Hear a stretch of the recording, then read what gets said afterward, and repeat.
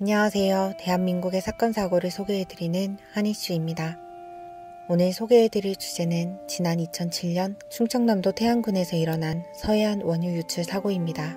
홍콩선적의 유조선 허베이 스피리트와 삼성물산 소속의 삼성 1호가 충돌하면서 탱크에 있던 12,578kl의 원유가 태안 인근 해역으로 유출된 대형 사고입니다. 이 사고로 서해안 일대의 바다가 크게 오염되는 등 피해가 극심했습니다. 사건 상황을 자세히 살펴보자면 2007년 12월 7일경 당시 인천대교 공사를 마친 삼성중공업이 회사 소속선인 삼성 1호를 경남 거제로 철수시키고자 예인선 2척을 동원해 새벽을 이용하여 운송을 시작하게 됩니다. 그러나 그 당시 기상 상황이 좋지 않았고 예인선 2척은 균형을 잃고 휘청거리게 되는데, 이를 본 항만당국이 운항 상황을 의심스럽다고 판단하여 비상호출 채널로 2차례나 호출을 시도하였으나 해당 선박은 응답하지 않았습니다. 이후 계속해서 호출을 시도했으나 계속해서 선박에서는 응답이 없었고, 연결된 와이어가 절단되어 이미 복원력을 상실한 예인선단은 설상가상으로 높은 파도 때문에 초기 방제 및 충돌 부위 긴급 보수에 제동이 걸려 결국 기름이 다량으로 유출되는 대형 사고로 이어지게 되었습니다. 사실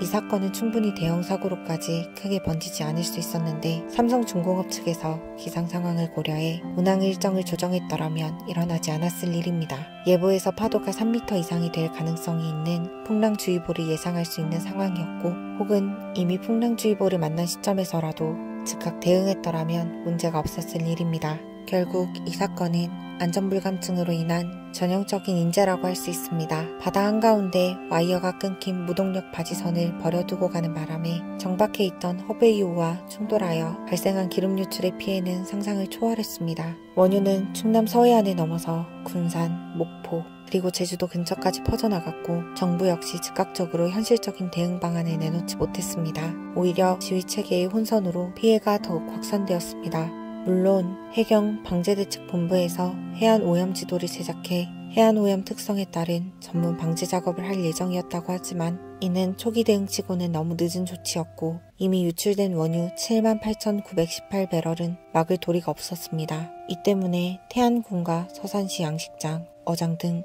8,000여 헥타르가 원유에 오염되어 굴, 김, 바지락 등 어패류가 떼죽음을 당했으며, 어업으로 생계를 꾸리던 지역민들은 심각한 물질적, 정신적 피해를 입었습니다. 한편 이렇게 국가도 대기업도 감당하기 힘든 대형 재난에 태안 군민들이 절망에 빠져 있을 때 어마어마한 수의 자원봉사자들이 태안으로 몰려와 직접 기름을 제거하기 시작했습니다. 주말마다 동호회원, 대학생, 수능 끝난 고3, 군인, 부녀회, 연예인 등 가리지 않고 전국 각지에서 96만 4천여 명의 자원봉사자들이 수작업으로 일일이 기름을 제거하였습니다. 태안 지역 중고등학생들도 수학여행과 졸업여행을 반납하고 기름 닦기에 나섰습니다. 이렇게 전국 각지에서 몰려온 사람들 덕분에 최소 10년, 그러니 2017년 12월까지 걸릴 것이라 예상한 방제 작업에도 속도를 붙여서 2달 만인 2008년 2월에 작업이 어느 정도 성과를 이루게 됩니다. 이런 시민들의 노력에 이어 정부 차원에서도 40여 개 지역에 오염조사 및 방제 작업에 나섰고, 자원봉사를 수송하는 차량에 한해 고속도로 통행료를 면제시켜주는 지원 등